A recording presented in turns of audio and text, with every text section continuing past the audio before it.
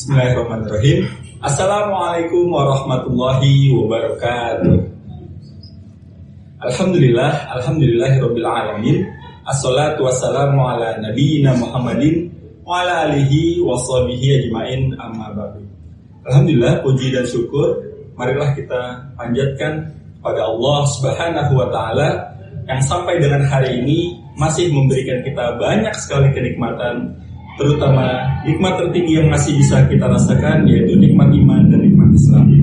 Tidak lupa salawat dan salam marilah kita junjungkan kepada Nabi besar Muhammad sallallahu alaihi wasallam beserta keluarga beliau, sahabat beliau, dan seluruh pengikut beliau yang setia hingga akhir zaman.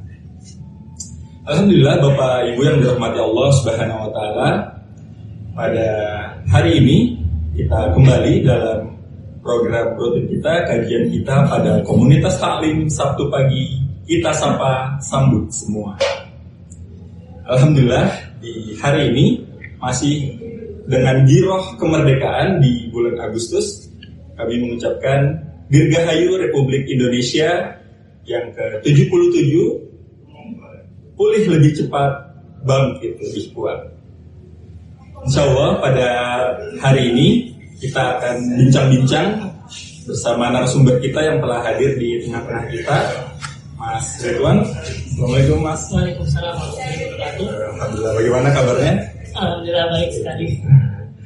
Bersama Mas Ridwan, beliau adalah salah satu owner daripada Cafe Meracik Kopi, yang juga beliau adalah penggiat daripada literasi dan juga sejarah.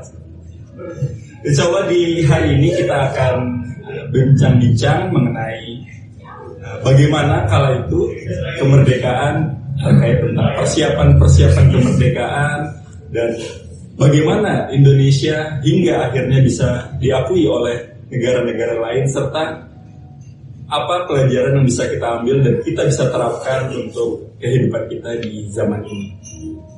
Baik, Bapak Ibu yang dirahmati Allah, langsung saja saya akan sambut narasumber kita kepada Mas Ridwan. Waktu dan tempat saya persilahkan. Iya, terima kasih. Assalamualaikum warahmatullahi wabarakatuh. Waalaikumsalam. Alhamdulillahirrahmanirrahim, bisa dikasih kesempatan untuk berbincang dan ngobrol dengan teman-teman dari mana tadi? Equity Pro ya, Aktivitas Equity Pro bertema kemerdekaan gitu ya.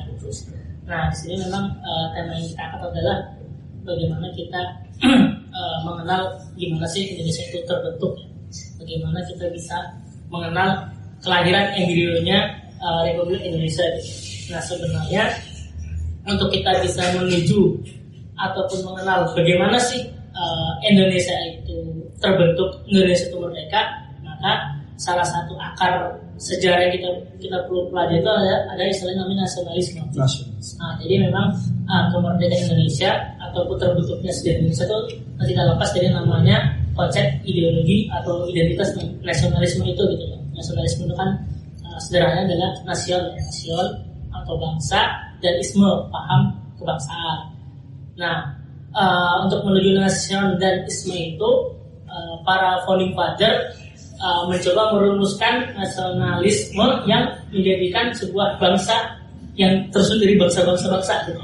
Jadi Indonesia itu bisa dibilang kumpulan dari bangsa-bangsa gitu. Ada bangsa Jawa, ada bangsa Toraja, ada bangsa Papua, bangsa Banjar. Sebenarnya mereka bangsa, walaupun disebut sebuah suku ya. Artinya suku bangsa itu kan sebenarnya suku itu bangsa gitu. Nah, cuman founding father itu mencoba untuk merumuskan bagaimana sih menyatukan bangsa-bangsa ini menjadi namanya nasionalisme Indonesia gitu. Jadi terbentuknya ideologi atau paham, bukan lebih kepada ini ya, ideologi atau cara pandang tentang nasionalisme Indonesia itu memang ada akar sejarahnya. Artinya di balik terbentuknya simbol-simbol ataupun semangat nasionalisme Indonesia yang menjadi ruh bangsa Indonesia sehingga menjadi merdeka itu punya filosofi atau filsafat atau akar historis yang membentuknya dia gitu. Nah, akar historis itu memang prosesnya panjang ya. Itu kita bicara soal takdir dan juga bicara soal perjuangan. Artinya ada semangat untuk berusaha, berencana ataupun ikhtiar Tapi ada juga terbentuk karena faktor takdir. Makanya kan dalam undang-undangan ada pernyataan atas berkat rahmat Allah gitu. Atas berkat rahmat Allah yang artinya Allah lah yang berkehendak memberikan kemerdekaan Indonesia, walaupun memang tak lepas dari dibaliknya ada ikhtiar menuju ke situ gitu loh. Nah di balik ikhtiar itu sebenarnya kalau kita pelajari sejarahnya cukup menarik ya. Menarik karena apa? Karena di balik ikhtiar itu terbentuknya Indonesia ini sebenarnya ada namanya proses saling argumentasi, saling berpendapat, saling ada benturan ideologi juga. Artinya gini, proses terbentuknya Indonesia itu bukan berdasarkan adanya penjajahan aja ya, tapi bagaimana penjajahan itu membentuk karakter masyarakat, yang masyarakat pun juga saling beradu argumen, beradu pendapat untuk merumuskan cita-cita masa depan itu seperti apa gitu loh. Nah itu yang kita bisa tarik sejarah menariknya kenapa sih nasionalisme Indonesia gitu. Nah di sini sebenarnya saya ingin sedikit memberikan gambaran akar historisnya ya. Saya punya sebenarnya bukan dibilang materi ya, tapi saya mencoba menyusun gimana sih akar historisnya nasionalisme Indonesia itu gitu ya. Kita mencoba menggali pikiran apa sih nasionalisme Indonesia itu gitu. Di sini saya menyusun ada namanya 5 fase terbentuknya konsep Indonesia ini gitu ya. 5 fase itu saya bagi menjadi tahun. Yang pertama, fase pertama tahun 1900 sampai tahun 1910 itu fase pertama. Yang kemudian lanjut ke fase kedua yaitu tahun 1911 sampai 1920 fase kedua. Masuk ke fase ketiga tahun 1921 sampai 1930. Lanjut ke fase kelima 1930 sampai 1945 gitu, langsung kemerdekaan. Jadi 15 tahun sendiri yang terakhir gitu ya terbentuknya. Nah setiap fase-fase ini tuh punya pergulanannya sendiri, punya bentuk sejarah sendiri, yang artinya kita kalau kita tarik nama kata Indonesia itu sebenarnya baru muncul sekitar di fase ke-3 atau kedua ya, tahun 1920-an. Makanya ketika Sumpah Pemuda itu kan sebenarnya kami berbangsa itu bangsa Indonesia itu baru mempublikasikan nama kata Indonesia gitu loh. Walaupun pertanyaan sebenarnya kata Indonesia itu siapa sih yang awal kali mencetuskan itu kan sebenarnya juga perdebatan. Ada yang menyebut itu pertama kali yang menemukan kata itu Tan Malaka gitu ya, merumuskan. Ada yang menyebutnya itu siapa salah satu tokoh Sumpah Pemuda, saya lupa, nanti ada di sini materinya. Nah itu jadi kata Indonesia itu baru tahun 1920-an baru muncul kata Indonesia. Nah proses menuju kata Indonesia ini itu sebenarnya juga menarik gitu ya. Artinya terjadi pergulatan dalam tubuh terbentuknya namanya istilah nasionalisme Indonesia. Nah sebelum kita bicara fase itu, saya ngasih titik poin bahwa nasionalisme Indonesia itu sebenarnya terbentuk dari namanya 3 ideologi atau istilahnya 3 pikiran. Yang pertama yang saya temukan dalam mengkaji sejarah itu ada namanya pikiran dari ajaran Islam sendiri ya. Ada kita bicara ajaran Islam yang kalau dalam kaidah ulama itu namanya maqasid syariah, artinya bagaimana konsep Indonesia itu juga tersusun dari namanya fikih-fikih yang menjadi dasarnya adalah maqasid syariah atau maksud syariah untuk bisa menjawab persoalan agama ini ke wilayah Indonesia gitu ya. Makanya banyak menyebut Pancasila itu sebenarnya produk maqasid syariah para ulama pada masa itu gitu. Makanya jadi tak lepas nasionalisme Indonesia dari pikiran ajaran Islam. Yang kedua ada namanya ajaran teosofi. Nah teosofi ini termasuk ajaran kebatinan sebenarnya, ajaran kebatinan yang termasuk membentuk salah satu ideologi bangsa, termasuk Soekarno sendiri salah satu tokoh yang sebenarnya awalnya adalah tokoh kebatinan juga gitu ya. Termasuk Agus Salim itu juga salah satu tokoh Islam juga, cuman dia pernah menjadi anggota kebatinan atau teosofi yang akhirnya dia hijrah tobat kembali kepada Islam gitu. Dan banyak tokoh-tokoh lain yang terpengaruh ajaran teosofi, sampai akhirnya teosofi itu akhirnya dilarang Soekarno tahun 1960-an karena alasan politis juga ya. Tapi ajaran teosofi termasuk ajaran yang sangat berpengaruh. Kalau kita lihat sebenarnya ajaran teosofi itu di ujungnya ada juga sih ke pengaruh Yahudi juga sih sebenarnya, kayak pengaruh ke Yahudi. Jadi memang ya ajaran artinya bagian dari sebuah fenomena sufi yang berusaha untuk mencari sifat diri manusia atau perenungan diri manusia atau mencari hakikat diri manusia, bagaimana manusia itu bisa mencari etikanya, akal budinya, tapi dengan landasan akal bukan dari agama gitu. Jadi ada namanya ajaran teosofi di situ. Nah itu nanti membentuk pemahaman sekularisme sebenarnya. Salah satu ketemunya ke situ sekularisme gitu. Makanya banyak tokoh-tokoh nasionalis sebenarnya nggak lepas dari kelompok teosofi. Teosofi ini sebenarnya banyak diadopsi sama kalangan-kalangan bangsawan gitu. Jadi hampir rata-rata para bangsawan pada masa itu yang mendapat pendidikan Belanda ketika dia sudah dewasa kebanyakan tergabung ke dalam kelompok teosofi. Dan kebanyakan nanti para tokoh bangsawan ini menjadi salah satu tokoh-tokoh yang menggerakkan sekularisme di Indonesia gitu. Salah satunya, makanya mereka salah satu yang menjadi semacam antitesisnya kelompok politik Islam juga gitu, filosofi pengaruh. Nah yang ketiga ini juga cukup menarik, yaitu sosialisme, marxisme atau komunis. Jadi marxisme sangat pengaruh juga ke gagasan nasionalisme Indonesia. Jadi memang pertarungan ideologinya di tahun 1920-an di fase kedua itu tuh tiga ini yang membentuk corak nasionalisme Indonesia gitu. Jadi gagasan nasionalisme itu ada namanya perguruan tadi antara Islam, teosofi sama marxisme itu gitu loh. Marxisme kan tinggal lepas sama pikirannya Steinfeld, jadi membawa ideologi marxisme itu kan namanya Steinfeld yang mempengaruhi anak-anak didiknya Cokroaminoto yang ada Semaun, ada Darsono, terus datang Malaka juga, dan mereka nanti anak muda ini akhirnya mendirikan namanya Partai Komunis Indonesia gitu ya. Nah, terus itu terjadi pergulatan antara politik Islam dan politik kiri, saling beradu argumen, bagaimana mereka berusaha untuk mencari pengaruh gitu ya, mencari bagaimana mereka punya gagasan tentang gimana sih sebuah masyarakat yang bisa terlepas dari penjajahan gitu. Nah, jadi tiga ideologi yang membentuk akar nasionalisme Indonesia gitu. Nah, kenapa di sini saya nyebut dari teosofi? Sebenarnya ada buktinya dari pernyataan Soekarno sendiri sih. Di sini saya nyatat Soekarno pernah membuat pernyataan, kami mempunyai sebuah perpustakaan yang besar di kota ini, dalam kurung Surabaya, dia pernah tinggal di Surabaya. Kami mempunyai sebuah perpustakaan besar yang di kota ini yang diselenggarakan oleh perkumpulan teosofi. Bapakku seorang teosof, karena itu aku boleh masuk peti harta ini, di mana tidak ada batasnya buat seorang yang miskin. Aku menyelam lama sekali ke dalam dunia kebatinan ini, dan di sana aku bertemu dengan orang-orang besar. Buah pikiran mereka menjadi buah pikiranku, cita-cita mereka adalah pendirian dasarku gitu. Jadi sebenarnya bisa dibilang Soekarno sebagai tokoh nasionalisme dan tokoh sekularisme di Indonesia juga sebenarnya termasuk founding father yang sangat terpengaruh dengan pikiran aliran kebatinan teosofi ini gitu.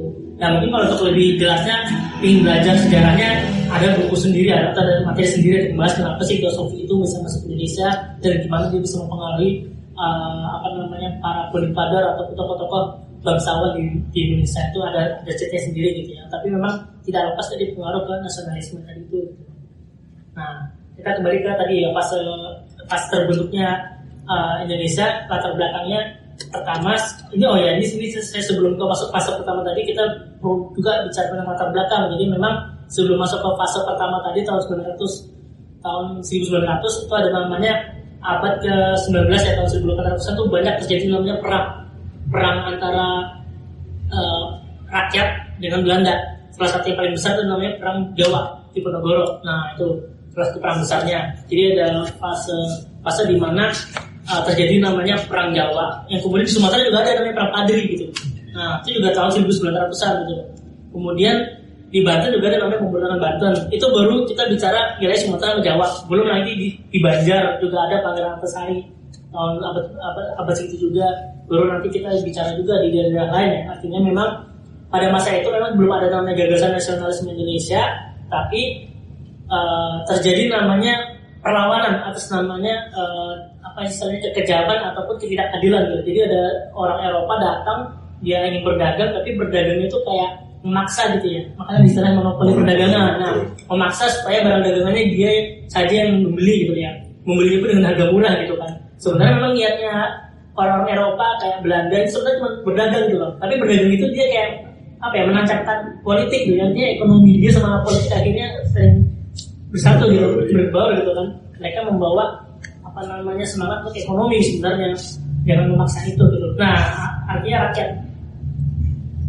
rakyat pribumi itu kayak merasa resah, berat dan kesal gitu ya dengan kelompok penjajah itu gitu loh. Sehingga mereka berusaha melakukan perlawanan, tapi itu dia perlawanan bersifatnya kedaerahan gitu ya. Sampai akhirnya ya Belanda berhasil menuntaskan pemberontakan itu semua gitu, menuntaskan pemberontakan dan pada kalah gitu ya. Artinya Belanda pun menang tapi bangkrut gitu ya. menang tapi bangkrut, artinya ekonomi juga hancur Belanda itu sebenarnya. Nah, nanti ujungnya lahir namanya istilahnya politik etis. Pernah dengar politik etis? Pernah dengar? Ya itu sudah lupa. Nah, itu salah satu efek dari banyak perang tadi itu. Politik etis artinya semacam politik balas budi.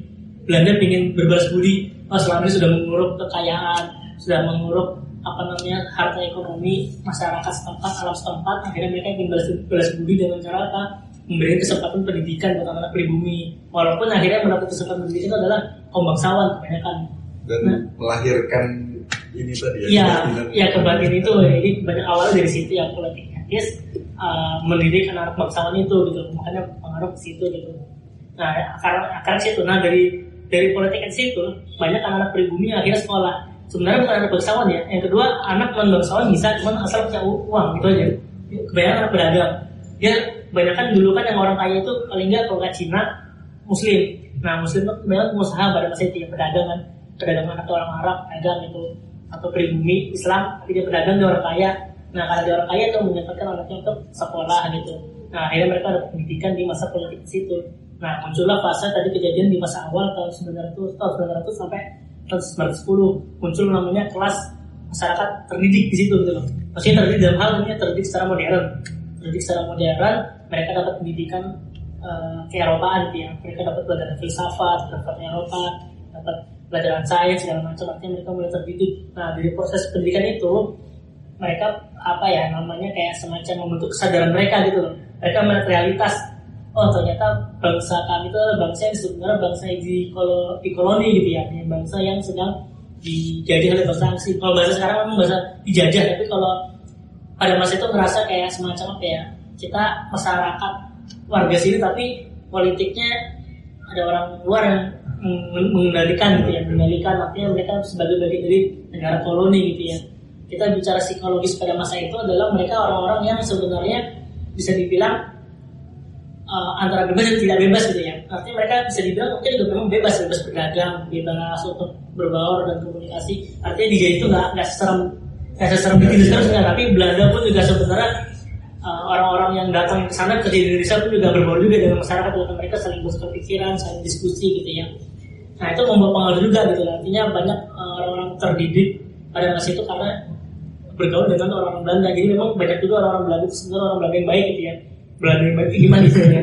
Yang mereka itu yang artinya punya kesadaran HAM lah, punya kesadaran HAM. Kebanyakan kalangan liberalis ya, kalangan liberalis Belanda itu yang cukup dekat dengan orang-orang pribumi. Mereka kayak semacam ngasih tahu loh kalau kalian itu sebenarnya adalah orang-orang koloni. Jadi sebenarnya orang Belanda sendiri yang ngasih tahu mereka sebenarnya sedang di koloni atau dijajah gitu kan. Jadi makanya banyak menyebut sebenarnya Indonesia itu merdeka juga berkat Belanda juga kan, dia bilang gitu. Makanya Indonesia itu kan hampir seluruh tanah Indonesia kan sebenarnya hampir sebagian besar karena bekas penjajahan Belanda gitu loh. Kenapa Indonesia nggak masuk wilayah Malaysia? Karena Malaysia wilayah Inggris gitu kan. Jadi hampir wilayah Indonesia adalah wilayah Belanda. Makanya menyebut Indonesia terbentuk karena Belanda kayak gitu loh. Walaupun itu perdebatan ya, ada yang bilang ya benar juga ya itu Indonesia terbentuk karena Belanda gitu. Walaupun sebenarnya itu bagian dari proses pergulatan ya, pergulatan panjang gitu. Nah, jadi di fase 1900 sampai tahun 1910 itu muncul kejadian yang namanya wacana pan-islamisme. Pernah dengar istilah wacana pan-islamisme? Belum dengar. Itu masalah tokohnya Rashid Ridho atau Jamaluddin Al-Afghani, salah satu tokohnya pan-islamisme. Jadi memang pada fase itu secara global, secara dunia Islam sudah fase jatuh ya. Artinya Khalifah Utsmani saat itu juga sudah nggak bisa punya bergaining lagi gitu ya. Jadi Islam sedang jatuh. Dan bagaimana membangun wacana penyatuan Islam lagi gitu. Makanya muncul namanya pan-islamisme gitu. Supaya Islam bisa bersatu lagi gitu ya. Menunjukkan kewibawaannya kembali seperti beberapa abad yang lalu gitu ya. Nah, itu ada ide namanya pan-islamisme. Nah, itu sangat berpengaruh kepada umat Islam di Indonesia. Ya, pengaruhnya dari mana? Dari jamaah haji gitu loh. Nah, nanti kan jadi ada namanya kita kegiatan haji. Jadi haji itu sebenarnya di fase Belanda. Jadi kalau kita bicara sekarang haji itu difasilitasi sama pemerintah saat ini, sebenarnya itu sudah dari zaman Belanda. Haji itu difasilitasi sama Belanda. Belanda mengirim kapal, mereka bayar ke Belanda. Jadi sebenarnya haji itu bisnis gitu. Bisnis pemerintah kolonial Belanda untuk dapat uang dari umat Islam gitu ya. Sama sekarang modelnya gitu. Jadi dapat hasil dari pemerintah Belanda dengan cara apa? Dengan cara mereka membayar uang untuk biaya transportasi haji gitu. Nah, dengan adanya umat Islam yang kaya gitu ya bisa berhaji, di sana kan dapat isu ya dari sana di Mekah dapat isu, dapat ide, pulang-pulang mereka bawa ide gitu, bawa ide. Namanya pan-Islamisme itu gitu, semangat untuk itu. Makanya muncul namanya Muhammadiyah, Ahmad Dahlan, terus muncul ide-ide gerakan yang lain itu juga kalau latar belakang dari itu faktor dari haji itu yang Belanda juga memfasilitasi sebenarnya gitu. Walaupun juga setengah hati Belanda juga berusaha gimana caranya supaya ide pan-Islamisme itu nggak terbuka juga gitu, tapi tetap aja kebobolan gitu kan gitu. Karena masalah duit ya, dapat uang dari haji gitu mungkin kayak gitu. Nah tadi pertama itu ya wacana pan-Islamisme, terus wacana anti kolonialisme juga muncul gitu ya. Wacana anti kolonialisme dan imperialisme itu masuk gitu. Kemudian tadi itu politik etis sama politik asosiasi juga masuk. Kemudian tadi ada ajaran teosofi. Nah pada fase itu juga muncul namanya media massa. Jadi sudah muncul namanya koran-koran surat kabar yang ditulis oleh pribumi sendiri. Dari situ mereka mempropagandakan, bahasanya kalau karena itu mempropagandakan ya, atau menyebarkan isu, menyebarkan opini. Kalau kita ini sedang dijajah loh gitu, artinya menyadarkan orang karena sempat kalah perang Indonesia atau orang Jawa atau Sumatera pernah kalah perang sama Belanda, akhirnya anak turunnya itu kayak sudah semacam kayak nerima gitu loh, ada orang asing ini mereka kayak nerima, artinya mereka sudah kayak terbentuk tidak sadar kalau mereka sedang dijajah gitu loh. Ada kayak gitu kita tuh nggak sadar. Nah ada namanya proses penyadaran dari politik etis itu, dari wacana pan-Islamisme itu, jadi ada fase penyadaran. Makanya awalnya disebut namanya fase penyadaran tahun 1500 sampai tahun 1910 gitu. Fase penyadaran. Lalu dia berdirinya Budi Utomo yang harinya disebut sebagai Hari Kebangkitan Nasional, tanggal 20 Mei ya. 20 Mei Budi Utomo. Itu sebenarnya Budi Utomo itu sebenarnya ajaran kejawen sebenarnya, ajaran teosofi tadi itu yang dibawa. Ajaran apa ya, semangat mengajarkan semangat untuk kebangsaan kejawaan gitu loh, semangat kejawaan. Jadi bukan tema nasionalis salah keseluruhan, lebih ke ide kejawa aja. Gimana supaya ajaran budi-budi di Jawa dibangkitkan, kesadaran untuk berbudaya Jawa dibangkitkan, itu Budi Utomo itu awalnya dari situ. Kemudian yang terakhir itu berdirinya Syarikat Dagang Islam SDI. Sebelum berdiri Syarikat Islam ada namanya Syarikat Dagang Islam. Nah itu semangat dari kesadaran umat Islam yang sering istilahnya itu bersingkirkan apa istilahnya dinaktirikan lah, artinya banyak pengusaha muslim kan, saat itu pedagang muslim kan, tapi selalu nggak diperhatikan sama Belanda, selalu lebih memperhatikan pedagang dari Cina atau dari Eropa gitu loh, kayak dan Islam tuh kayak nggak dipedulikan gitu kan. Nah muncul kalangan pengusaha ini, pedagang ini berkumpul membentuk namanya sebuah syarikat. Untuk apa? Untuk membentuk bargaining position gitu loh, bahwa mereka ada gitu loh. Artinya mereka membentuk namanya gerakan ekonomi politik dalam bentuk organisasi namanya Syarikat Dagang Islam gitu loh. Nah salah satu tokohnya ini Samududi namanya, Sidi Samududi. Yang itu juga pedagang yang sempat ke Mekah intinya gitu, yang sudah haji ya, namanya Haji Samududi. Ya dia membawa ide itu, artinya semangat untuk kebangkitan Islam muncul dari situ gitu, dari proses haji itu gitu. Nah di tokoh-tokohnya ya tahun 900 sampai 910 ada Tirto Adisuwilyo. Tadi Tirto Adisuwilyo itu salah satu tokoh tokoh surat kabar di Indonesia. Jadi salah satu tokoh media pers namanya Tirto Adisuwilyo, orang pertama yang mendirikan pers di Indonesia. Kemudian tadi tokohnya ada Dr. Sutomo, ada Haji Samanhudi tadi, sama yang terakhirnya ada ulama namanya Syekh Ahmad Khatib Al-Minangkabawi. Pernah dengar Syekh? Dia itu salah satu tokoh dari mazhab Syafi'i yang pernah jadi mufti Mekah. Jadi dia imam masjidnya Mekah. Itu orang Indonesia, orang Minangkabau, namanya Syekh Ahmad Khatib Al-Minangkabawi gitu. Dia pernah jadi imam masjidnya Minangkabau dan salah satu mufti ulama yang mazhab Syafi'i di Mekah. Di waktu itu Mekah dulu belum dikuasai namanya keluarga Saud, belum dikuasai namanya Salafi itu gitu, keluarga Saud. Jadi masih dipegang sama mazhab Syafi'i di Mekah. Makanya ketika masih dipegang mazhab Syafi'i, orang non Arab pun bisa jadi mufti di sana gitu, bisa menjadi orang. Beda kalau sekarang kan, setelah dikuasai keluarga Saud, agak sulit orang luar Arab bisa jadi imam masjid, Masjidil Haram. Nah dulu ada orang dari Minangkabau, salah satu ulama situ. Nah mereka tuh punya murid-murid yang nanti murid-muridnya salah satunya pendiri NU. Saya pendiri NU, Hasyim Safari, Hasyim Ansari, terus pendiri Muhammadiyah, Ahmad Dahlan. terus ada namanya tokoh Sarekat Islam Agus Salim, itu murid-muridnya dia semua gitu. Jadi murid-muridnya gitu yang menjadi salah satu tokoh Indonesia nanti gitu. Murid-muridnya kan sangat berpengaruh juga. Saya Muhammad Khatib Al-Nabawi itu beliau guru di Mekah gitu, guru besar. Nah itu, masuk nanti kita ke fase 1911 sampai 1920. Di situ munculnya Sarekat Islam, muncul namanya tokoh namanya Cokroaminoto gitu ya. Terus tokohnya, Cokroaminoto disebut julukan Raja Tanpa Mahkota. Kemudian, Cokroaminoto itu waktu pidato tahun 1917 itu pernah mencetuskan ide kita ingin mengelola tanah ini sendiri, ngerti nggak sih? Kita ada ide pidato ingin bagaimana supaya negeri ini kita sendiri kelola, bukan mereka orang-orang yang pernah mencetuskan ide itu gitu loh. Artinya ide-ide kemerdekaan mulai muncul dari pidato dia tahun 1917. Itu kalau menurut tapi belum ada gambar soal masalah negara Indonesia, gambar soal masalah nasionalisme itu nggak ada gitu. Tapi artinya kita berusaha ingin memerintah negara sendiri. Itu kalau itu pidatonya gitu ya. Tuntutan pribumi kelola pemerintah sendiri gitu. Nah di fase itu juga muncul namanya Stanfield yang membawa paham Marxis gitu tadi. Paham Marxis tadi itu datang gitu ya. Kemudian berdirinya Indische Party atau Partai Politik India berpaham kebangsaan gitu, yang menuntut pribumi dan menuntut Indonesia mengelola tanahnya sendiri. Nah di fase itu jadi di fase 1911 sampai fase 1920 itu berusaha namanya fase mencari diri kita sendiri. Jadi ada fase di mana kita ini siapa sih sebenarnya gitu loh. Kami itu orang-orang apa sih gitu loh. Nah fase itu juga berdiri di fase itu juga berusaha mencari kita itu maunya apa sih sebagai bangsa gitu loh. Karena pada mulai tadi kan fase penyadaran ya. Fase penyadaran kita ini dijajah fase pertama.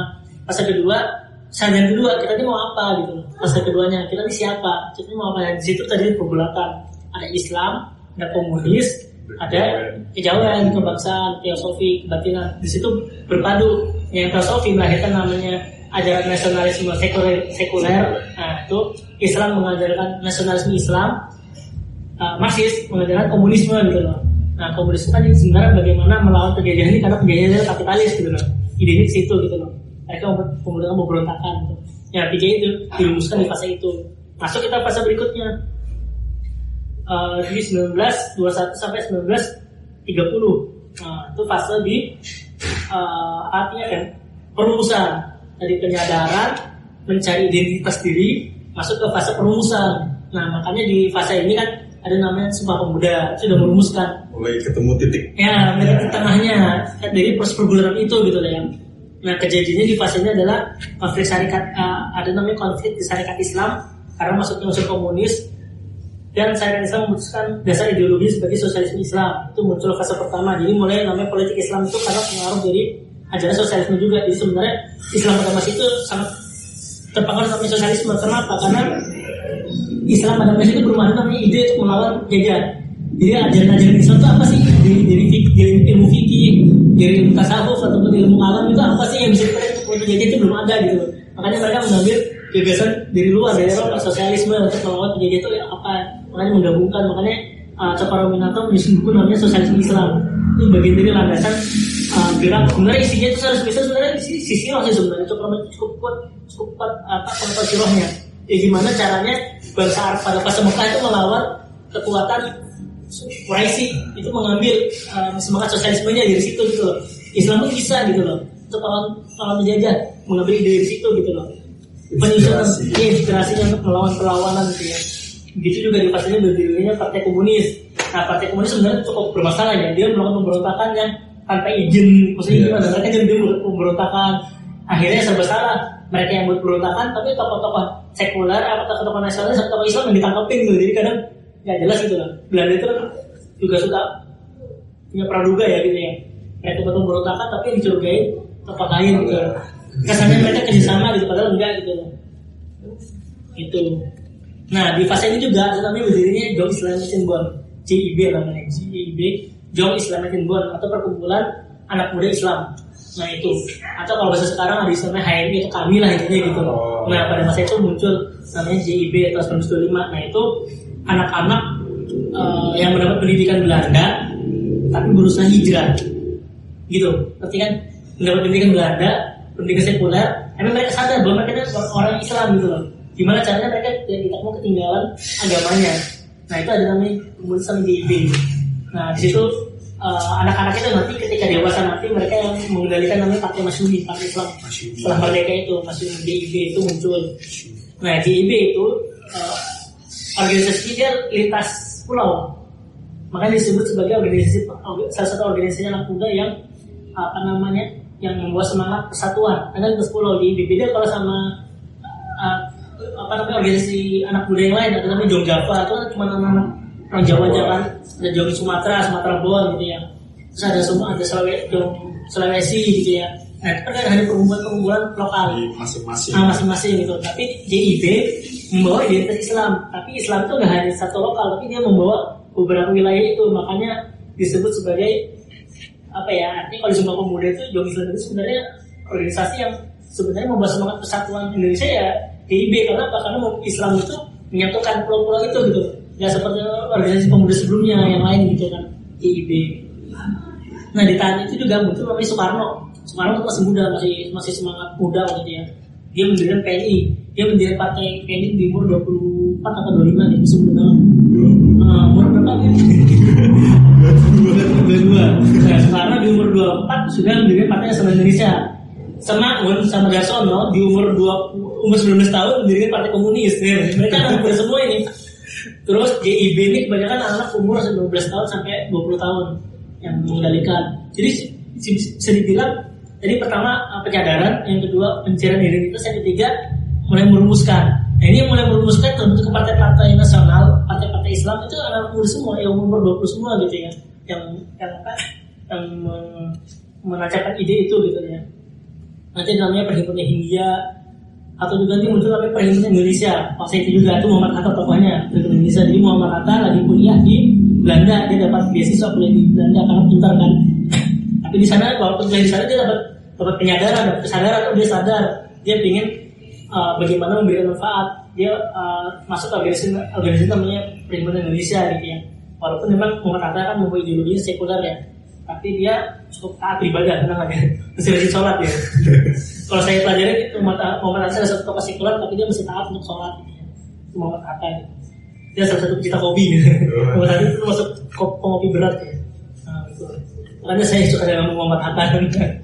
Boleh semuanya. Tuh ada kopi dulu.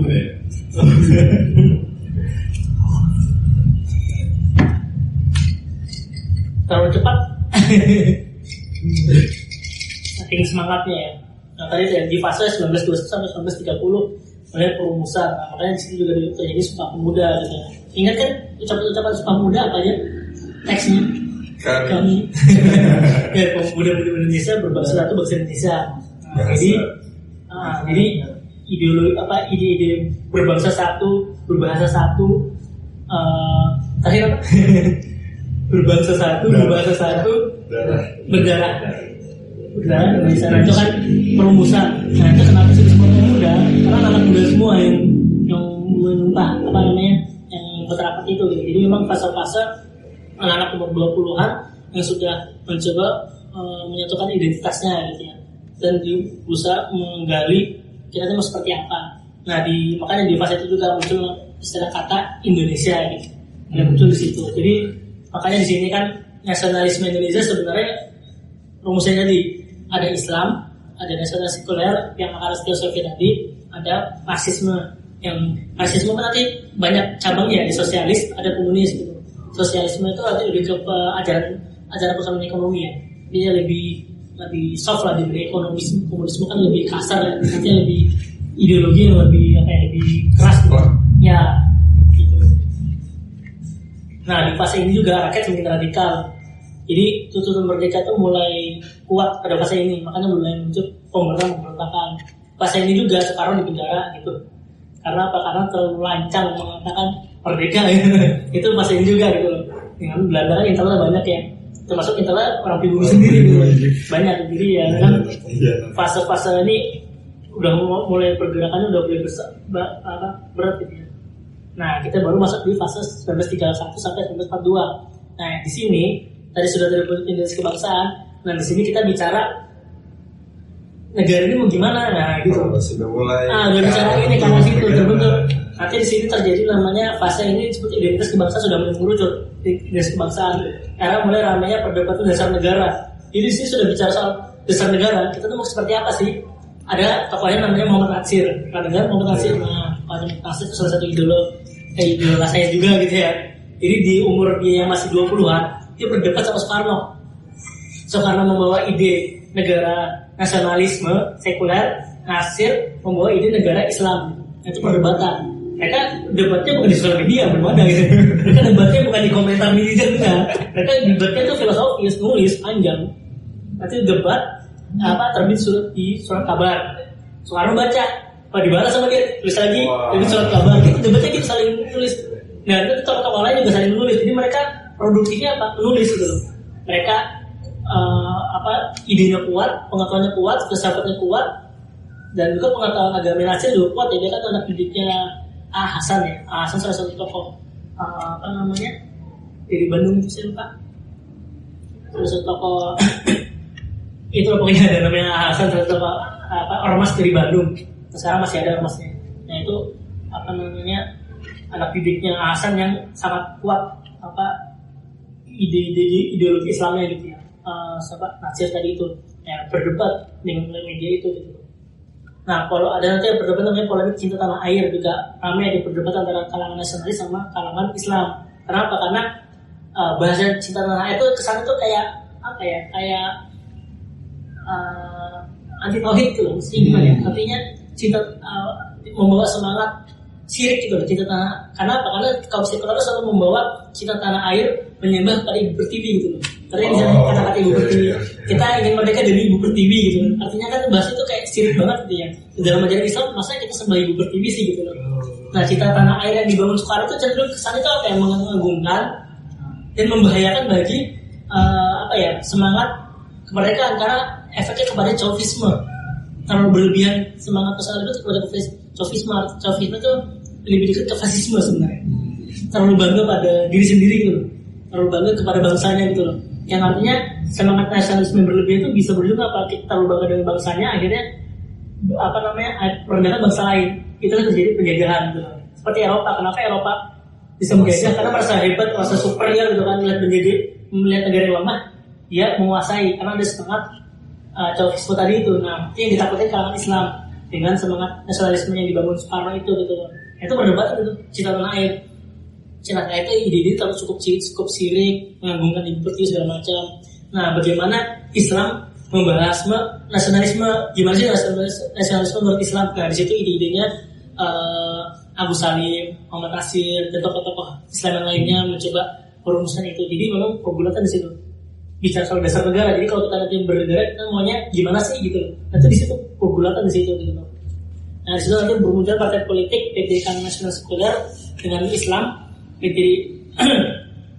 Nah itu partai politik kan juga ramai muncul partai politik waktu itu digunakan sama Belanda dengan catatan partai politik hanya sebatas membawa aspirasi masyarakat itu ke Dewannya Belanda, namanya Dewan Volksraad istilahnya, DPR-nya lah gitu loh, membawa aspirasi. Walaupun Dewan Volksraad itu memang banyak digendalikan sama Belanda ya, artinya nggak murni membawa aspirasi itu, tapi semacam apa ya, semacam dewan itu sebagai semacam kayak semacam jawaban atas tuntutan masyarakat. Artinya Belanda juga takut nih, kita di Belanda nih orang-orang berburu ini kalau udah mulai sadar gitu ya, sudah mulai semangat ingin melawan, dan mereka bagaimana menerima aspirasi itu gitu. Artinya Belanda pun sudah mulai terbuka gitu ya, mulai menerima aspirasi dengan bentuk dewan gitu ya.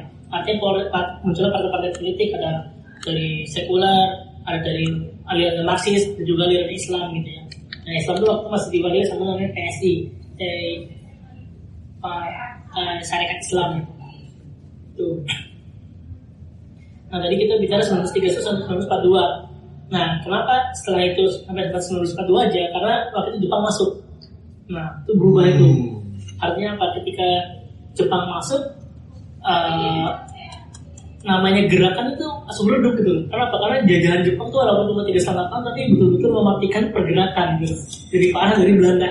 Ketika Jepang masuk ya sudah, Jepang itu sangat anti namanya komunisme dia sangat anti namanya sosialisme, komunisme. Makanya orang-orang yang berada di kelompok sosialisme atau komunis itu langsung dihabisin sama dia ataupun dipenjara gitu ya.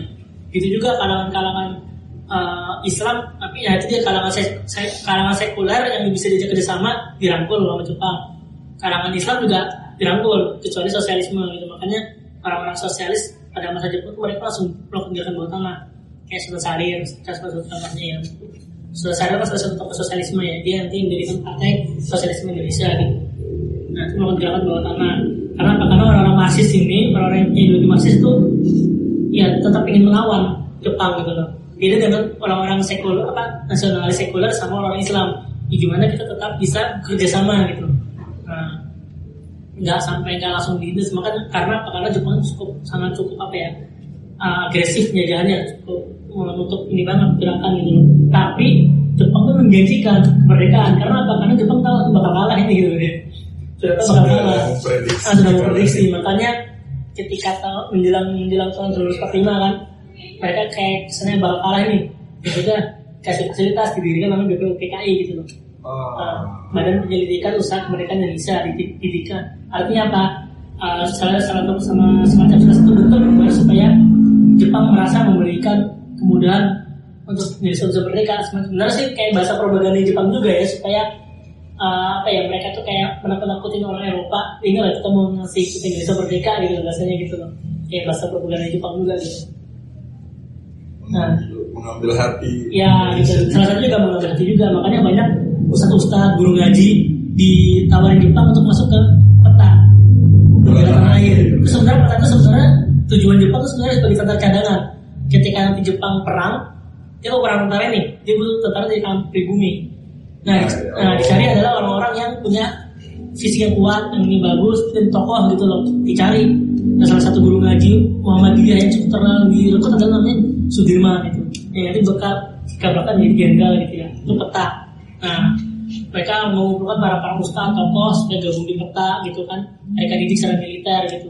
Dan ternyata apa yang dilakukan oleh Jepang ini, walaupun awalnya orang-orang Jepang cukup berat ya masuk peta karena merasa ini jadi kaki tangannya Jepang, tapi ternyata memiliki efek nanti istilahnya gitu loh. Artinya sini kan kita nggak tahu ada takdir ternyata gitu kan, ada takdir apa kita nggak tahu, ternyata Jepang dikasih kekalahan gitu kan, yang akhirnya mengambil kesempatan itu gitu.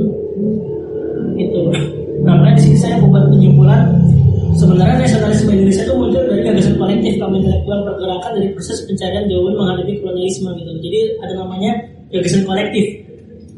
Makanya di sini gagasan kolektif, gagasan bersama gitu loh. Mencari ide bersama-sama, gagasan kolektif. Jadi ketika kita dijajah, kita bingung ini, kita punya ide apa sih gitu loh. Makanya gagasan kolektif yang dirumuskan saat itu ketika mereka punya sama-sama penderitaan sama-sama, punya nasib sama-sama, tapi ideologinya beda-beda nih. Ada ideologi Islam, ada ideologi kebatinan yang muncul menjadi sekulerisme tadi itu, ada ideologi Marxis. Cuma mereka punya penderitaan yang sama, punya nasib yang sama-sama gitu loh. Nah di situ mereka merumuskan gagasan kolektif bersama-sama. Artinya apa ya? Ada namanya kolaborasi gitu, intinya kolaborasi gitu loh. Karena apa? Karena kita nggak bisa gerak sendiri nih. Kita butuh namanya gerakan yang sangat kolaborasi. Cari ide bersama. Ide bersamanya apa? Menurut saya itu kata apa itu? Merdeka. Itu dengan idenya tadi nasionalisme Indonesia itu gitu loh. Nah sekarang dari situ kan jadi gagasan kolektif itu. Karena makanya kalau sudah gagasan menjadi kolektif, menjadi gagasan bersama-sama itu insya Allah mudah diwujudkan daripada kita cuma idenya masing-masing gitu loh. Makanya kita tuh perlu namanya kolaborasi sebenarnya gitu kan, antara satu kelompok dan kelompok yang lainnya gitu. Nggak bisa kita bekerja sendiri. Itu sebenarnya kalau kita pengen ngambil hikmahnya lah ya pada masa itu gitu ya. Makanya titik poinnya berawal dari gagasan pan-Islamisme yang masuk ke gerakan syarikat Islam. Kemudian kedua, terjadinya politik asosiasi lewat pendidikan Barat di kalangan kaum kiai dan ajaran teosofi yang niat awalnya untuk membaratkan kaum terdidik tapi malah menjadi penentang kolonial gitu ya. Yang ketiga, masuknya paham sosialis Marxis, anti kapitalis, anti feodal dan anti perundangan kelas gitu. Jadi nasionalisme Indonesia muncul dari gagasan kolektif kaum intelektual pergerakan dari pusat penjara jauh menghadapi kolonialisme. Yang tadi itu ya berawal dari gagasan pan-Islamisme yang membawa semangat perlawanan kaum Islam, kemudian terjadi politik asosiasi pendidikan Barat kepada kelompok priai bangsawan tadi dan ajaran teosofinya yang niat awalnya ingin membaratkan. Jadi ajaran teosofi sebenarnya ingin membaratkan intinya ya, membaratkan dengan konsep kebatinan tadi ya, kejawelan sebenarnya ingin membaratkan gitu ya. Tapi malah jadi penantang kolonial gitu kan. Kemudian juga tadi ada Marxis, nanti itu menyatu menjadi namanya nasionalisme Indonesia. Nah, baru ketika di BPUPKI dirumuskan namanya ide namanya Pancasila gitu. Pancasila itu banyak menyebut itu ide Soekarno, enggak. Kata Pancasila iya, yang menyebut kata Pancasila itu Soekarno iya, Pancasila. Tapi ketika Soekarno menyebut poin-poinnya Pancasila itu nggak dipakai. Jadi yang sekarang kita pakai Tuhan Yang Maha Esa, Manusia dan Beradab gitu ya. Itu sebenarnya gagasan dari para ulama pada saat itu. Jadi fasenya gini, BPUPKI gagal nih, nggak jadi. Kemudian ada fase berikutnya, fase namanya PPPKI itu ada fase. Nah, BPUPKI itu legal dari Jepang, tapi ada fasenya sebenarnya bukan Jepang, tapi karena ingin ingin berkumpul sendiri untuk menyelesaikan masalah masalah perumusan tadi itu. Nah, di situ kan sempat perdebatan kan.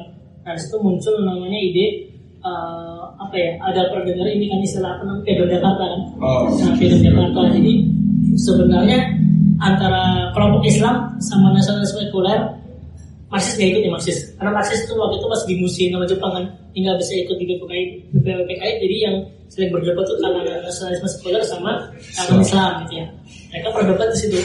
Nah itu saling jurus-jurusan sih, saling nggak sependapat gitu loh, semakin ngeyel. Nah di Motif Islam tuh yang salah satu tokohnya bapaknya Gus Dur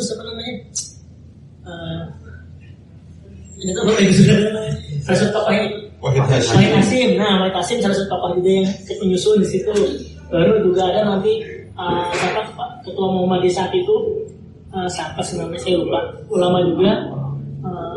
Itu ada motor juga sama tokoh nasionalis, tokoh sekuler itu ada motor, dan tidak ketemu kata sependapat sampai akhirnya ya udah disepakati jalan tengah gitu loh. Kita sebut Pancasila, yang satu ingin memperjuangkan dasar negara adalah Islam, yang satu dasar negaranya adalah sekuler tadi itu gitu.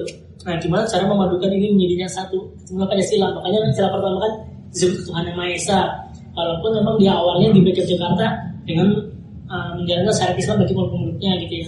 Nah, sampai nanti akhirnya tragedi 18 Agustus ya, kata itu dihapus, jadi cuma Tuhan Yang Maha Esa itu. Jadi sebenarnya itu perjalanan panjang bagaimana menyusupkan konsep Pancasila itu ada Islamnya di situ gitu kan. Jadi bisa dibilang ya Pancasila itu adalah rumusan dari hasil makosid syariah. Makosid syariah itu adalah konsep syariat Islam yang dirumuskan dalam bahasa kontekstual kekinian gitu loh. Artinya Tuhan Yang Maha Esa itu kan ahad ya. Ahad, Manusia dan Beradab itu Anas gitu kan. Terus Persatuan Indonesia itu ukhuwah. Keempat gimana? Kemasyarakatan yang dibilang pendidikan. Perwakilan itu kan musyawarah ya. Terus yang kelima al-adil, keadilan sosial Indonesia. Itu kan sebenarnya konsep-konsep dari Islam yang dirumuskan di Pancasila. Artinya ada fikih maqasid syariah yang disebut oleh para ulama gitu ya. Ya bisa dibilang ya Islam juga sebenarnya istilah gitu ya, walaupun memang redaksinya gitu ya. Gitu. Nah sekarang tantangannya adalah masa kini ya. Kita bicara masa kini, secara Indonesia terbentuk, kita mau gimana gitu ya. Itu sama PR-nya gitu. Artinya kita mencari gagasan kolektif setelah merdeka seperti apa gitu. Artinya nasionalisme Indonesia sudah ada ini, sudah dibentuk oleh founding father. Terus Pancasila sudah ada ini gitu loh. Nah pasca merdeka ini kita mau apa? Nah disitu juga masih pergulatan. Makanya kan setelah merdeka kan setelah Belanda, setelah era 1950 ya, setelah Belanda murni cabut sudah mengakui Indonesia, ke dalam Indonesia gitu, udah Indonesia tinggal fase tahun 1950 adalah gimana membicarakan dasar negara kembali. Di situ makanya mulai rame kan berbicara tentang dasar negara, kalangan Islam ingin membentuk negara besar Islam, kalangan sekuler tetap Pancasila gitu. Nah itu ide terakhir ke situ sih. Artinya nasionalisme Indonesia itu sekarang masih dikaji lagi. Nah, kita punya gimana sih Indonesia ini? Cuma sampai sekarang isu kan masih ada kan, isu kita mau nasionalisme seperti apa? Walaupun memang terkait pemerintahan sekarang ya, sekarang itu kan seolah-olah Pancasila sudah selesai, Pancasila sudah final dengan tafsir masing-masing gitu loh. Nah sekarang yang berkuasa partai merah, udah mereka melaksanakan Pancasila sesuai dengan tafsir mereka gitu. Seolah-olah ketika kita ingin menjalankan syariat itu tidak berpancasila gitu kan. Walaupun sebenarnya Pancasila itu adalah produk dari hasil itu juga, bulu merdeka itu gitu loh, produk ulama juga gitu kan. Nah itu sekarang namanya propaganda, perebutan tafsir terhadap Pancasila ini gitu. Ini jadi masalah gitu. Ya itu sih sebenarnya sedikit gambaran proses perjalanan mencari identitas kebangsaan dan gimana Indonesia bisa merdeka. Itu kita baru bicara tentang ide pikiran nasionalismenya ya. Tapi karena di luar itu sebenarnya masih ada lagi namanya pergulatan secara militer juga kita akan bicara. Ada pergulatan secara pemberontakan itu juga pengaruh juga ke pembentukan Indonesia walaupun sebenarnya ya akarnya adalah kita ke aspek pikirannya itu nasionalisme itu gitu itu secara panjangnya gitu. Jadi proses itu ikhtiar itu akan saya bilang tadi di awal ada tetap namanya ikhtiar proses mencari identitas, ikhtiar untuk merumuskan sebuah bangsa, tapi ada juga namanya takdir gitu ya. Takdir bertemu di situ 17 Agustus 1945 gitu ya, akhirnya merdeka. Itu pun juga sejarahnya sebenarnya 17 Agustus juga sejarah yang bisa dibilang unik sebenarnya ya. Soekarno pada waktu tahun 45 kan Soekarno membuat Hatta kan masuk dianggap golongan tua ya, ada lagi golongan muda kan. Soekarno umur 80 ya, udah ada yang tua gitu. Nah Soekarno nggak terburu-buru, kita harus melihat kondisi internasional. Jepang udah menyerah, ditutup kita merdeka kan, tidak kekuasaan dengan waktu itu kan. Jadi 14 Agustus Jepang dibom atom, terus Jepangnya menyerah hari berikutnya tanggal 15 atau tanggal 15 Jepangnya menyerah. Nah itu ada orang Indonesia yang dengar radio selentingan tuh Jepang menyerah ini, jadi sudah tidak ada yang menguasai politik Indonesia, kita sudah merdeka gitu. Biasanya momennya di situ gitu, nanti yang menggerakkan orang kiri, orang sosialis gerakan. Tapi Soekarno nggak mau hati-hati, jangan sembarangan. Karena apa? Kita harus melihat dulu kondisinya. Cuma namanya anak muda kan nggak bisa, kita harus cepat. Makanya ada namanya peristiwa Rengas Dengklok kan, tanggal 16 kan, yang Soekarno diculik gitu. Itu bagian dari paksa gitu. Kita merdeka ya sudah, akhirnya mengapa? Malah tanggal 17-nya mencoba merumuskan itu, Pancasila sudah ada, sudah siap, jadi besar negara, tinggal merumuskan teks proklamasi itu baru terus merdeka. Itu karena momen akhirnya ketemu momennya, takdirnya. Tapi juga jangan bisa juga tidak bisa dikatakan Indonesia merdeka karena pemberian gitu ya, atau murni karena momen takdirnya. Tapi memang ada perjuangan juga gitu. Artinya ketika tidak ada perjuangan, ketika dikasih momen juga belum tuh bisa merdeka kan, kalau tidak ada perjuangan kan gitu kan. Jadi gitu, jadi ada momen, ada perjuangan, sama kayak nyari jodoh sebenarnya gitu. Ada ikhtiar, ketemu momennya gitu loh. Tapi kalau kita misalnya sudah berikhtiar, nggak ketemu momennya, nggak ketemu kan jodohnya gitu kan gitu loh. Jadi memang ada itu akan momennya gitu loh. Walaupun kita sudah ikhtiar, makanya kadang ikhtiar itu bukan sesuatu yang harus kita takutkan atau kita negatifkan gitu ya, khawatirkan, karena ya kita terus kejar ikhtiar siapa tahu kita akan ada momennya gitu loh. Takutnya kita nggak ikhtiar, ada momennya nggak ketemu juga gitu kan gitu, nggak ketemu juga gitu loh. Jadi merdekanya Indonesia sama ketemu jodoh itu mirip lah, ketemunya ikhtiar dengan momen gitu. Begitu cari momennya dari ikhtiar gitu. Ya itu dari saya begitu. Silakan kalau bertanya. Jadi kalau ngomong tentang nasionalisme itu di situ ada Bhinneka Tunggal Ika, di sana ada persatuan pemikiran. Jadi memang perbedaan itu sudah ada dari zaman founding father dulu gitu. Ya, artinya memang identitas berbeda itu memang sudah ada seperti itu. Berbeda itu memang pada dasarnya masyarakat pada dasarnya itu memang Muslim ya. Artinya pada fase pertama kenapa disebut Syarikat Dagang Islam? Untuk menyebut identitas pribumi dulu belum tahu kita ini siapa, belum ada kata Indonesia kan, Islam dipakai, artinya maksud saya. Jadi Syarikat Dagang Islam itu sebenarnya untuk menyebut identitas pribumi, bukan agama gitu loh. Jadi ada kafir sama non kafir, dulu kan belum kafir, dulu tuh biasa kafir company gitu, kafir company segala macam, karena membela identitas. Jadi namanya orang pribumi belum ada namanya Nasrani ya. Ada sih Nasrani karena faktor dekat sama Belanda gitu ya, dan mereka memaksa agama juga ada gitu ya. Tapi mereka sudah dianggap sebagai Londo Jawa, ada sebut istilah Londo Jawa berarti kan Belanda Jawa. Sebenarnya orang pribumi yang menjadi Kristen disebut Londo Jawa gitu. Nah pribumi, kata pribumi itu belum ada kan istilah pribumi gitu loh. Mereka yang menyebutnya Islam itu identitasnya, makanya disebut dulu Syarikat Dagang Islam untuk mewakili pribumi gitu. Dan mungkin ini juga ya pidatonya Bung Tomo yang Allah Akbar, takbir itu ya itu kan di fase tahun 1945 bulan November ya. Artinya itu ada kisah tersendiri. Indonesia sudah merdeka, kaum negara sekutu yang negara sekutunya Belanda, salah satu Inggris dan Amerika gitu. Nah, mencoba untuk mengambil lagi wilayah sekutu yang bekas dinai Jepang gitu kan. Inggris datang gitu. Walaupun memang ceritanya Inggris datang dengan baik-baik sih sebenarnya.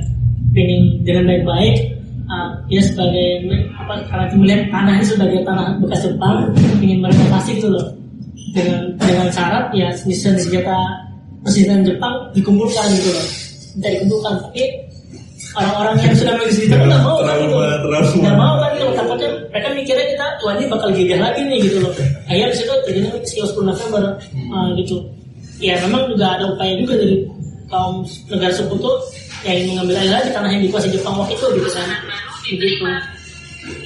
Nah, sebenarnya.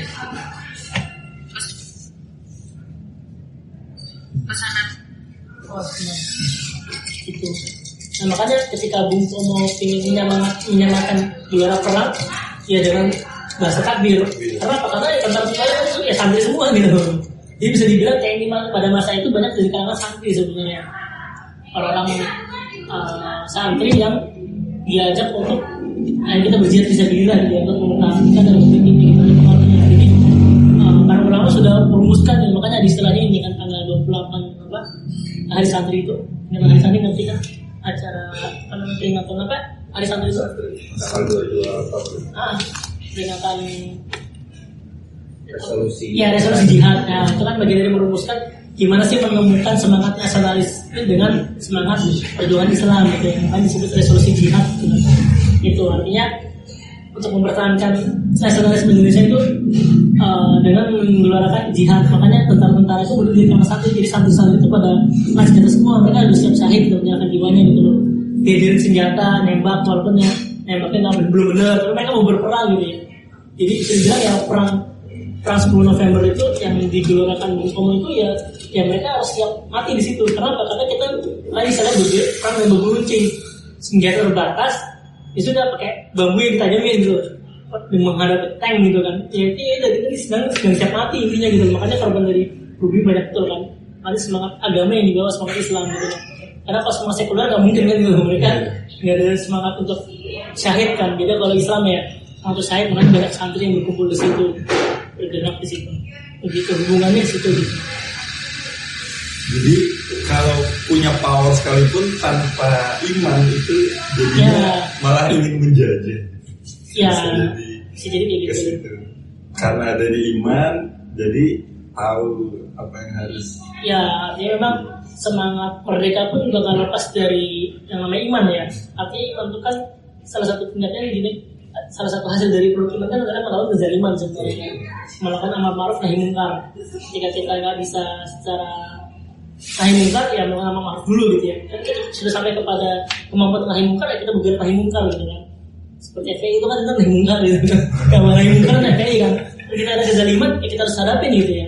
Gitu ya. Pada saat kayak gitu lihat ada kezaliman harus kita hadapin dengan cara sendirilah gitu. Model iman itu gitu. Itu yang dirumuskan ke situ gitu loh. Gitu. Tinggal sekarang pada masa ini konteksnya apa amar ma'ruf nahi munkar yang kita lakukan. Amar ma'rufnya misalnya nikah dulu gitu kan. Itu amar ma'ruf gitu. Nahi munkarnya apa? Setelah menikah apa yang bisa kita lakukan dakwah gitu. Nah gitu. Kayak gitu lah. Ya. Cuman panjang ceritanya. Ya panjang. Luar biasa. Nah mungkin kalau di zaman itu ya Mas ya, pemuda-pemuda 20-an tahun sudah bisa ada yang membentuk sebuah organisasi, partai, bergerak massa di situ. Kalau kita melihat di zaman ini kan umur 20-an tahun ini masa-masa perubahan, ada remaja jompo istilahnya. Nah gimana biar semangat itu muncul kembali gitu? Nah itu jawabannya juga muncul kembali. Kalau gitu kan nanti kita bicara aspek historis juga berbeda ya. Pada masa itu belum ada sosial media gitu kan. Pada masa itu juga kondisi juga berbeda kan sama kondisi sekarang. Terus sekarang kita tinggal menikmati hasilnya ya, ataupun mengisi hasilnya ya. Artinya sekarang itu ya Itu dia seperti saya bilang tadi ada namanya istilah gagasan kolektif. Pada masa itu ada kondisi konteks historis yang membentuk namanya gagasan kolektif pada masa itu apa merdeka untuk negara gitu ya, gagasan kolektifnya. Nah sekarang apa yang kita ingin bangun? Nah sekarang itu juga sebenarnya kita juga bingung kita mau kemana? Gagasan kolektif kita belum ada gitu ya. Satu sisi ada kelompok yang ingin negarin khilafah yang sebenarnya demokrasi, atau satu sisi ada partai Islam ingin demokrasi bisa pemilu kalah terus gitu kan. Suka dimainkan terus sama karangan sekuler gitu. Nah satu sisi ada yang ingin dakwahnya cuma apa ya membid'ahkan gitu kan. Ya dakwah yang benar adalah tauhid gitu ya. Dulu dibenarkan juga kayak gitu. Nah itu sebenarnya cara pandang berbeda-beda itu gimana supaya kita bisa menyatukan gagasan kolektif itu sebenarnya sih gitu loh. Kita melihat kondisi zaman seperti ini, apa gagasan kolektif kita gitu loh. Nah bisa nggak umat Islam sekarang dengan umat Islamnya sudah berpecah belah ya, berbeda pandangan. Kalaupun misalnya bisa bersatu ya bisa nggak mereka berkolaborasi dengan orang-orang yang berada di kalangan sekuler ini gitu ya. Di luar. Karena selama ini apa? Karena selama ini kalau saya pribadi yang membaca ya umat Islam pun juga suka negatif juga dengan kalangan mereka gitu ya. Misalnya suka persangka buruk juga gitu ya kalau mereka seolah-olah mereka tuh jahat cara pandangnya seperti itu. Padahal sebenarnya mereka juga punya cita-cita yang sama, jadi caranya berbeda gitu ya. Tapi jenis sekuler, ya bahasanya kadang tipikal orang sekuler tuh ada sisi, ya saya jujur lah, kebanyakan tipikal orang sekuler tuh ada sisi kemunafikannya gitu lah. Artinya mereka mengatakan nasionalis, tapi ternyata tindakannya juga korup gitu. Tindakan juga kan nggak mendukung itu gitu ya. Kita kalau dengan Islam ya kita dasarnya dari iman gitu kan. Nanti kita takut sama Allah gitu ya. Kita nggak berani untuk macam-macam gitu ya. Nah gimana caranya dengan orang-orang seperti itu yang punya niat yang sama kan kita bisa berkolaborasi gitu ya, mencari diri persamaannya gitu loh. Sebenarnya gagasan saatnya apa sih Indonesia ini yang sedang diincar? Tahu nggak ide kolektifnya sebenarnya? Yang sering dibangun para caleg sebenarnya kesejahteraan. Ya kan sebenarnya gagasan kolektif sebenarnya. Cuman itu dia gagasan kesejahteraan itu konsepnya nggak jelas rancu. Karena apa? Karena kalangan sekuler melihat kesejahteraan itu dari aspek ekonomi, aspek duit. Ketika kita sejahtera adalah kita makmur, kita bisa beli macam-macam. Dalam Islam kan enggak. Orang kaya belum sejahtera, ya kan? Orang kaya belum sejahtera. Artinya sejahtera itu sifatnya adalah batin. Sifatnya adalah tentang apa namanya? Merasa cukup, bersyukur. Itu sejahtera. Artinya walaupun kita nggak kaya, kita sudah merasa rezeki cukup, bersyukur sudah merasa bahagia gitu kan, sudah sejahtera gitu kan. Konsep ini berbeda gitu, nggak ketemu ide sejahteranya. Nah sebenarnya wacana sejahtera itu bisa ketemu karena umat Islam kan punya ide namanya gagasan zakat, sedekah, ada banyak gerakan filantropi gitu. Dalam gerakan filantropi Islam benar untuk menjawab persoalan kesejahteraan sih sebenarnya. Ide itu sebenarnya bisa dibangun. Makanya anak muda sekarang terutama anak dakwah ya, gerakan dakwah Islam ya itu dia gimana menjawab tantangan ide kolektif ini gitu ya. Bukan artinya bergabung dengan organisasi filantropi enggak, tapi menjawab tema kesejahteraan ini apa sih yang kita bangun tuh loh, gak hanya masalah filantropi, tapi kesejahteraan itu bisa bicara yang lain gitu ya. Ide-ide ini gitu yang kita bangun sebenarnya. Jadi gagasan utama bangsa. Gagasan utama bangsa pasca merdeka ini kita apa gitu kan? Kita lihat sendiri Indonesia merdeka juga banyak masalahnya gitu ya. Masih banyak yang menganggap kita masih dijajah gitu, dijajah oleh bangsa sendiri gitu. Ya begitulah intinya gimana kita bisa bangkit. Ya anak muda ini memang pertama itu dia dari fase-fase itu kita bisa belajar gimana kita bisa bangkit. Kita harus sadar gitu anak muda yang kita sadar fase penyadaran gitu ya. Setelah penyadaran baru ke fase pencarian identitas. Nah ini kita juga masalah identitas nggak jelas. Kita bicara tentang budaya bangsa, tapi kita nggak tahu identitas kita siapa gitu loh. Kita bicara soal budaya bangsa selalu kita jawabkan tarian daerah, baju daerah itu kan tuh bicara budaya bangsa. Tapi kita budaya bangsa itu kita bisa cari budaya bangsa kita itu apa gitu ya. Misalnya kalau menolong gotong royong itu kan budaya bangsa. Cuma pelajaran dulu kan pelajaran kita sekolah namanya PMP ya, pelajaran PPKN. Kan ada sebenarnya itu dia pelajaran budaya, cuma itu ya nggak terbentuk gitu ya. Kerjasama orang-orang itu gimana bisa kita bagikan kembali gitu ya. Kita bicara budaya bangsa ini. Nah kita ketemu identitas kita merumuskan apa sih gagasan kolektif yang kita tuju itu gitu. Itu dia sebenarnya. Itu dia karena ya itulah karena kita berdiri di negara yang penuh dengan kepentingan orang-orang yang punya duit gitu ya. Demokrasi yang diisi dengan orang-orang yang punya duit gitu. Jadi kita punya duit kita bisa jadi anggota dewan gitu. Tapi yang apa ya, kita punya ideologi, kita punya cerdas, kita bisa punya orang punya kapabilitas untuk mengelola negara, tapi nggak punya duit, nggak bisa di pemerintahan gitu loh. Nggak didengar. Nggak didengar. Tapi orang-orang yang nggak punya kapabilitas, tapi dia punya duit, bisa jadi anggota dewan. Masalahnya di situ kan, artinya demokrasi sekarang kan ya demokrasi yang demokrasi duit ini, yang punya duit nanti juga berat juga gitu. Gimana kita bisa membangun negeri bersama ini gitu ya. Itu tanaman muda sebenarnya, gimana caranya anak muda bisa berperan melawan orang-orang yang punya duit ini yang ingin menguasai negara ini gitu. Gitu. Jadi anak muda sekarang ya jawabannya harus kaya gitu. Harus berwirausaha, itu jawabannya sebenarnya gitu. Harus kaya, harus berwirausaha sebagai jawaban untuk masa depan nanti. Sedangkan anak muda yang muslim ini bukan karyawan gitu ya, tapi dia orang-orang yang punya duit, punya modal, bukan karyawan, dia punya kekayaan. Siapa tahu 10 tahun 20 tahun ke depan kita bisa menguasai negara ini gitu. Karena apa? Negara ini kesetiaan orang kaya. Kita kan dulu kan zaman kita begitu kan, menopang Nabi negara Madinah saat itu kan sahabat-sahabat yang punya duit gitu. Umar pengusaha, Abu Bakar pengusaha gitu, Utsman apalagi pengusaha. Ini saya pengusaha semua gitu. Jadi berarti kita ingin menguasai negara ini ya ada kapital di baliknya gitu ya. Tinggal misalnya kapitalnya untuk apa gitu ya. Harus tingkatnya itu iman lagi. Di iman lagi kembalinya, di tauhid lagi dibenarin gitu. Ya itu sih sebenarnya. Sedikit gagasan mau anak muda seperti apa kayak gitu. Ya jawaban saya berwirausaha seperti yang saya lakukan sebagai ikhtiar maka ya untuk kayak jawaban ini gitu. Ya, ini ya luar biasa. Menarik banget ternyata kalau bicara tentang kemerdekaan ini memang nggak ada habisnya gitu. Walaupun tiap tahun dibahas, tapi memang selalu seru untuk ini ya. Dan pentingnya gagasan itu tadi. Ide kolektif gagasan. Dengan adanya gagasan itu, dengan fase-fase yang sudah tadi dijelaskan oleh Mas Iqbal, dan gagasan itu bukan hanya angan-angan, jadi bisa direalisasikan. Jadi kalau kita punya mimpi, bagikan mimpi itu, ajak semua orang mimpi bersama-sama, biar terwujud gitu ya. Ya itu intinya gitu. Kalau kita mimpi untuk sendiri, mimpi sendirian kan ya agak sulit terwujud. Jadi kalau kita punya rencana mimpi, kita bagian bersama-sama dan orang setuju dengan mimpi kita bisa mewujudkan itu gitu. Berjamaah. Ya betul, berjamaah, kuncinya berjamaah. Ini kata kuah gitu ya. Jadi jangan berantem terus. Itu yang agak sulit. Iya. Oke, alhamdulillah setelah kita ikuti tadi kisah materi yang luar biasa sekali terkait tentang bagaimana sih nasionalisme Indonesia ini bisa terbentuk hingga seperti sekarang, dan bagaimana kita mempersiapkan untuk di masa kedepannya seperti itu ya Mas. Nah, mungkin Bapak Ibu yang memiliki pertanyaan nanti bisa silahkan dituliskan di kolom komentar di bawah. Nanti kita akan tanyakan, sampaikan ke Mas Ridwan, dan mungkin kita akan jawab di pertemuan berikutnya. Atau nanti dihubungi secara langsung. Mungkin dari audiens yang ada di studio ada. Oke, kita ya Mas Ridwan, terima kasih banyak atas sharingnya malam hari ini. Luar biasa. Jadi banyak tercerahkan dan terbangun lagi girohnya seperti itu. Alhamdulillah, amin. Semoga terus semangat ya. Iya. Buat berdakwah. Iya.